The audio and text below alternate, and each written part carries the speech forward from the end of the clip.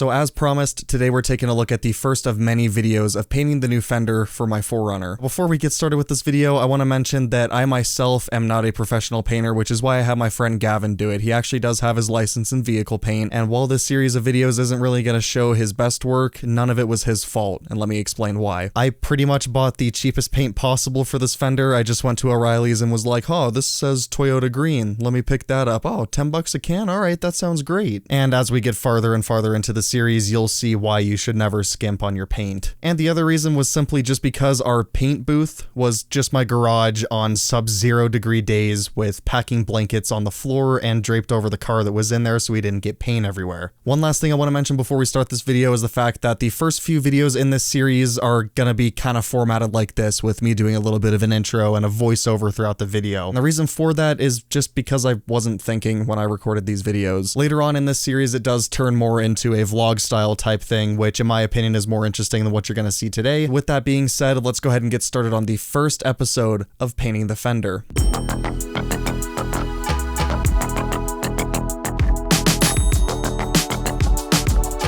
We began by sanding off the EDP coating from the new Fender. Now the EDP coating is a coating that generally comes on new car parts to prevent rust, and you have to sand it off in order to give the primer something to stick to.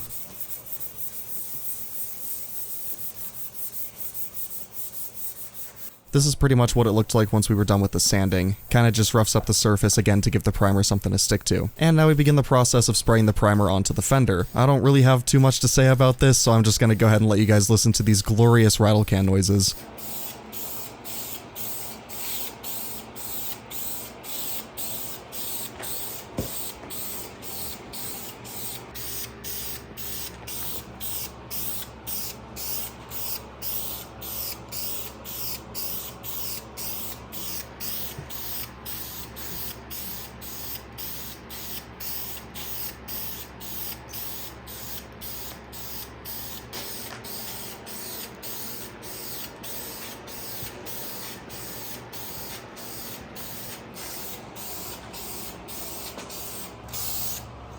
And now with the whole Fender covered with primer, we can now finally start applying the green paint.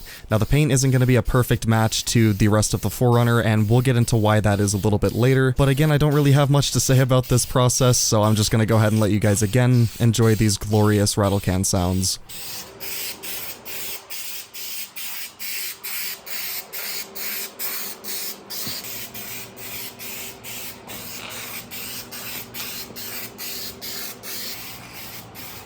And now that the Fender is green, it's time to start applying the clear coat, and out of the 3 Rattle-Cans we used, this one smelled the best. Oh, that's not healthy to breathe at all. Anyway, for those who don't know, the clear coat is a clear layer of paint that goes over the colored layer of paint to protect it. And as you can see, it kind of adds a shine to it, although that depends on the kind of clear coat you use. We were using glossy clear coat, but there is also matte clear coats that you could get, but to match the rest of the 4Runner as close as we could, we went with glossy.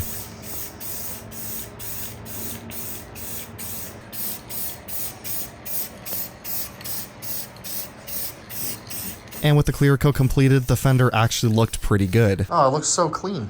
It does. And it did look really good. You notice how I said did? The only issue we had after this first session of painting was the fact that there was a lot of dust that got trapped under the clear coat, and if you saw the painting conditions in this video, it's pretty obvious why that happened. So we did try to sand out as much of the dust as we could after the clear coat had set up a little bit, and that's where the issues began. After sanding, we applied another coat of clear coat, and things got really interesting. And to find out what happened with the next coat of clear coat, come back next Friday for the next episode of Repairing the 4Runner. Before I end off this video, I mentioned earlier that I would be explaining why it's so hard to match Toyota paint colors. So here's that explanation from Gavin himself. Okay, so the reason you can't perfectly color match mainly 90s Toyota colors, when they paint Toyotas in the factory, it's not like a normal paint job would be done with spray guns where they spray paint each individual section of the car with a gun, and the gun's cleaned every time they paint it. So the way they paint Toyotas, they put them in a room, and instead of using air to atomize the paint, they use a spinning propeller type thing that the paint drops onto, and when it hits that blade, it atomizes the paint and flings it all around the room. They don't generally flush the lines after one color's painted. which causes a lot of variances in the paint colors. So say a red Toyota got painted before a green Toyota, then another Toyota of the exact same color had a blue one painted before it. It's going to have more undertones of blue than red, as the previous one would have, which is going to cause more of a variance. As you can see here, these are supposed to be the same color, but this one looks like it's got a, like the actual factory paint code would have had more of a blue undertone, where this one probably was more like a goldish silver color, which was also a common color for Toyota in the 90s. And that's probably, if I had to guess, what was painted before this one. And that's why they don't quite match up right.